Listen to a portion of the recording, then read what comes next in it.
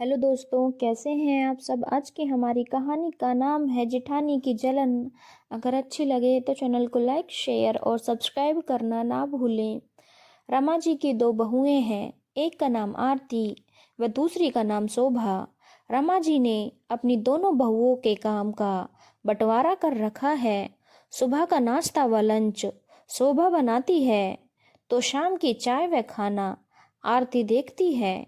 इससे सारे काम सुरुचिपूर्ण ढंग से निपट जाते हैं और किसी मनमुटाव की संभावना भी नहीं रहती। घर परिवार में सुख शांति बनी रहती है। आज शोभा के ससुर जी अपनी ब्लड रिपोर्ट व शुगर की रिपोर्ट लेकर आए तो बहुत खुश होते हुए बोले कि क्योंकि दोनों रिपोर्ट एकदम नॉर्मल आई थी। उन्होंने अपनी छोटी बहू शोभा को आवाज लगाई, शोभा बहू बाहर आओ, देखो मेरी ब्लड प्रेशर व शुगर की रिपोर्ट एकदम नॉर्मल आई है। जबकि पिछले 3 महीनों से मैं इन दोनों समस्याओं से जूझ रहा था। मुझे पूरा यकीन है कि यह सब कमाल तुम्हारे बनाए खाने का है। तुम कम चिकनाई वाला जो नाश्ता बनाती हो, सच में उसे खाकर मन बहुत खुश हो जाता है। साथ ही शरीर में फुर्ती भी बनी रहती है। लो कैलोरी होने के कारण हेल्दी भी होता है। हाँ, कह तो आप एकदम ठीक रहे हैं। इस तरह का खाना खाकर मेरे जोड़ों का दर्द भी काफ़ी कम हो गया है। शोभा को इस घर में ब्याह कर कुल 6 महीने ही हुए थे, जबकि बड़ी बहू आरती पूरे 1 साल से घर के लोगों के लिए खाना बनाती आई है। हाँ, ये बात अलग है कि वह कुछ नई वैरायटी बनाने का प्रयास नहीं करती। शोभा जब से इस घर में ब्याह कर आई थी, हर रोज नाश्ते में सबको नित नए व्यंजन बनाकर खूब वाहवाही बटोर रही थी। सास ससुर ननद दादी सास सबके सब उसके बनाए खाने के मुरीद हो चुके थे, क्योंकि उसके बनाए नाश्ते लो कैलोरी वाले थे, जैसे इडली, ढोकला, खांडवी व स्टीम वाले। यह सब इस घर की बड़ी बहू आरती को सहन नहीं हो रहा था। उसके मन में हीन भावना पनपने लगी थी कि किस तरह कल की आई उसकी देवरानी ने उसकी सालों की मेहनत पर पानी फेर दिया था। यह नहीं था कि आरती को खाना बनाना नहीं आता था, परंतु वो कोई नया प्रयोग करने से कतराती थी।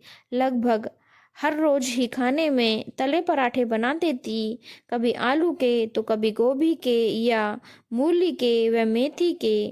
पिछले महीने उसके ससुर जी के रूटीन टेस्ट में उनका शुगर लेवल कुछ बढ़ा हुआ आया तो डॉक्टर ने उन्हें सलाह दी कि खान पान में बदलाव व नियमित सैर से आप अपना शुगर कंट्रोल कर सकते हैं। सैर करना आपको पसंद नहीं था तो खान पान में बदलाव को अपनाया। छोटी बहू शोभा के घर में आने से समस्या खुद ब खुद हल होने लगी। शोभा पर फिटनेस का फितूर सवार रहता। वह नाश्ते में हर रोज स्टीम फूड बनाने लगी, कभी इडली बनाती तो कभी ढोकला, कभी खांडवी। हर डिश को बनाने में ढेर सारी सब्जियों का प्रयोग करती। सब लोग नाश्ता खूब खुश होकर खाते और शोभा की खूब तारीफ होती। बड़ी बहू आरती यह सब सहन नहीं कर पा रही थी कि कल की आई उसकी देवरानी इतनी तारीफ की हकदार बने। उसके मन में शोभा के लिए जलन की भावना आने लगी। वह मन ही मन शोभा को नीचा दिखाने की युक्ति सोचने लगी। शोभा इस सब से बेखबर थी। आज लंच में शोभा ने ओट्स की खीर बनाई थी, जो कि लो कैलोरी थी। जब शोभा खीर बना रही थी, उसी समय उसके पास कोई जरूरी फोन आया। वह फोन अटेंड करने अपने रूम में गई तो झट से आरती ने रसोई में जाकर खीर में नमक मिला दिया। ऐसा करते उसकी सास ने उसको देख लिया था, जबकि आरती अपनी चाल चलकर बहुत खुश थी कि आज तो शोभा की बनाई खीर खाकर सबके मुंह का जायका जरूर से बिगड़ जाएगा। फिर तारीफ की जगह सबके मुंह बन जाएंगे। शोभा की बनाई खीर को सर्व करने के लिए आरती बहुत बेताब हो रही थी। माँ, मैं खीर लाकर सबको देती हूँ। अरे नहीं आरती, मैं रसोई की तरफ जा रही हूँ। मैं सबको देती हूँ, तुम आराम से बैठकर खाना खाओ। रसोई में जाकर उसकी सास ने खीर को डस्टबिन में फेंक दिया और बाहर निकलकर सबसे कह दिया कि सारी खीर को बिल्ली ने झूठा कर दिया था, अतः मैंने फेंक दिया। शोभा कल फिर से वही खीर बना देगी। हाँ बड़ी बहू, तुम नाश्ता करके मेरे कमरे में आना, कुछ जरूरी बात करनी है तुमसे। देखो बेटा, बुरा मत मानना, किसी की तारीफ से जलने की बजाय उससे नई नई चीजें बनाना सीखना चाहिए। मैंने तुमको खीर में नमक मिलाते हुए देख लिया था। मैं नहीं चाहती थी सबके सामने तुम्हारी इस हरकत को बताकर तुमको शर्मिंदा करूं। तुम भी मुझे उतनी ही प्यारी हो जितनी शोभा। वह तो तुम्हारी छोटी बहन के जैसी है। उसके लिए अपने मन में जलन नहीं, प्यार रखो। आरती पर तो यह सुनकर घड़ों पानी गिर गया।